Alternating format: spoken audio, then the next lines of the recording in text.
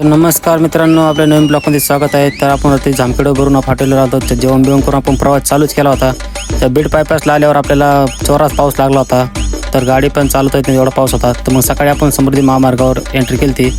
तर मस्तपैकी मग समृद्धी महामार्गावर आपला प्रवास चालू होता. तर समृद्धी महामार्गावर गाडी चालायचा आनंदच वेगळ्या भावांनो. सकाळचे टाईम होता. तर मग दुपारच्या टायमाला लागलं ऊन तापायला.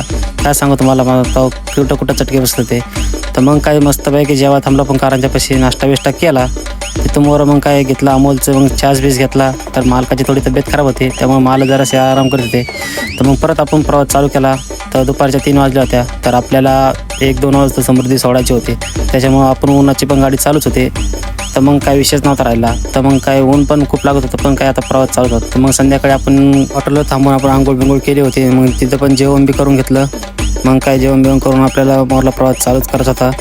तोपर्यंत काय मग सकाळी मग मालकाने तोपर्यंत गाडी पार्टीच्या जात उभा केली ती. मालक झोपलेले होते. तोपर्यंत म्हणलं चला आपलं चहा पी घेवा. तर मस्तपैकी चहाचं काम तमाम केलं.